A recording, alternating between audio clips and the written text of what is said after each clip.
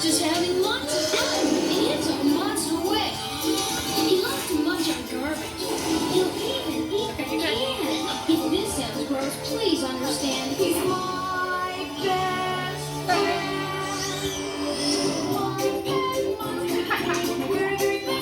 Technical difficulties. It's okay. So, hi everybody. Thanks for coming. This is Monster. As you can tell, he's very well loved. He was mine. These guys came out in 1986, and which is, I was born in 1981, so just 5 years later. And they were by NBC News says they're the great grandparents of the new Labubu dolls, which we're not going to tell him that because I don't like the Labubu dolls.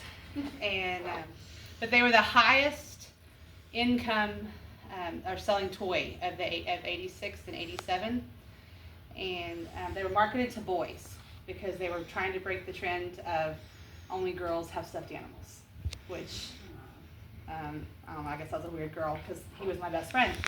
And he was kind of during the era of the Garbage Pail Kids, and which is I guess the knockoff of Cabbage Patch Kids that were gross. If you've ever seen them, they were the ones that had like the boogers and the barf, and I really wasn't into those, but I was into My Pet Monster. He was a huge part of my childhood because I was very scared all the time. I had gone through a real bad sickness when I was 3, and so I was scared of everything, the dark. My big sister, who was in the room with me, who made it a point to make me afraid of the dark. And my parents fought all the time, so the nighttime was hard for me, but not with Monster. Because even though his eyes glow yellow in the dark, y'all, they really do, it's kind of scary. But he didn't scare me because in the cartoon that also aired in 1986, 87, he had orange handcuffs. And while he had the orange handcuffs on, he stayed the stuffed animal. But when his best friend Max would take the orange handcuffs off, or if he saw that Max needed him, it's kind of like Toy Story, he would come alive. Even though it was like the original Toy Story, but like a decade sooner. And he would come alive, and they were just the best friends. He wasn't scary, he wasn't anything, he just gave him the courage he needed to face everyday things.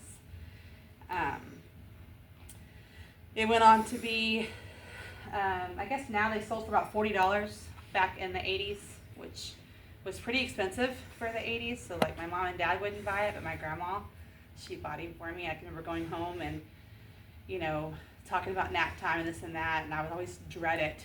And she's like, well, maybe this will help. And she hands Monster to me. And I was so excited.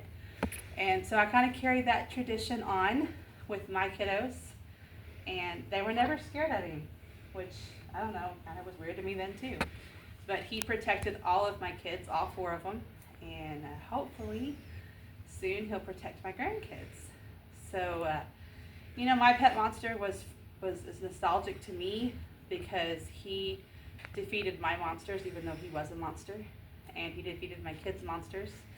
And he's now going to also be the Green Team's Pride mascot to help them maybe not be scared of facing the other Pride teams. So, but yeah, so that's My Pet Monster and how he relates to me and how he will always be a part of me. So thank y'all for listening, and bye.